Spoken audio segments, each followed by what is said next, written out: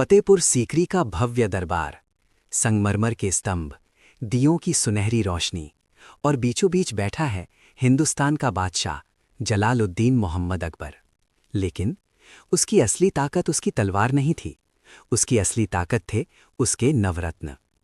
बीरबल, बुद्धि का बादशाह। दरबार में जब भी कोई उलझी हुई समस्या आती, सबकी निगाहें एक व्यक्ति पर टिक जाती। वो मुस्कुराते, पगड़ी ठीक करते और जवाब ऐसा देते कि सवाल करने वाला भी दंग रह जाए। बीरबल ना सिर्फ अकबर के सलाहकार बल्कि उनके सबसे करीबी मित्र। हाजिर जवाबी ऐसी कि दुश्मन भी हंस पड़े। अबुल फजल, कलम का योद्धा। जहां तलवार इतिहास बनाती है, वहीं कलम उसे अमर करती है। अबुल फजल, वो शख्स जिसने अकबर के शासन को शब्दों में ढाला। अकबरनामा और आईने अकबरी जैसी महान कृतियां लिखकर उन्होंने आने वाली सदियों के लिए इतिहास सहेज दिया। तानसेन, सुरों का जादूगर। कहते हैं जब तानसेन राग दीपक गाते थे तो दीपक स्वयं जल उठते थे और राग मेघ मल्हार से बरसात हो जाती थी। उनकी आवाज दरबार को मंत्रमुग्ध कर देती थी। अकबर स्वयं आंखें बंद कर संगीत में खो जाते थे। राजा टोडरमल, अर्थव्यवस्था के शिल्पकार। एक साम्राज्य सिर्फ युद्ध से नहीं चलता, उसे चाहिए व्यवस्था। राजा टोडरमल ने लागू की दहशाला प्रणाली। भूमि मापी गई, कर तय हुए और पहली बार राजस्व व्यवस्था इतनी संगठित बनी। उन्होंने खजाने को स्थिर किया और साम्राज्य को आर्थिक मजबूती दी। राजा मानसिंह, रणभूमि के शेर। जब युद्ध का नगाड़ा बजता तो एक नाम गूंजता, मानसिंह, अकबर के प्रधान सेनापति। उन्होंने अनेक युद्धों में विजय दिलाई। राजपूत वीरता और मुगल रणनीति का अद्भुत संगम थे वे।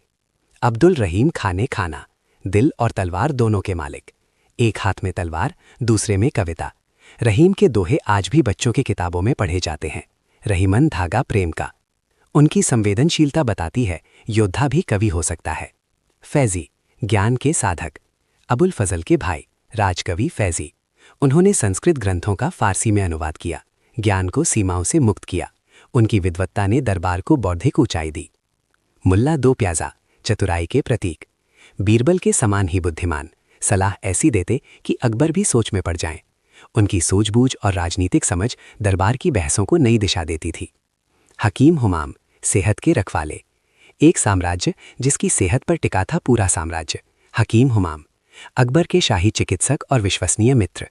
उन्होंने न सिर्फ बादशाह की सेहत संभाली बल्कि प्रशासनिक कार्यों में भी सहयोग दिया। ये थे अकबर के 9 रत्न, 9 अलग अलग प्रतिभाएं, लेकिन एक लक्ष्य, साम्राज्य को महान बनाना।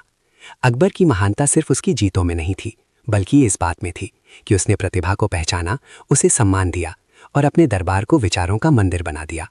क्योंकि एक राजा अकेला इतिहास नहीं बनाता, इतिहास बनाते हैं उसके साथ खड़े लोग।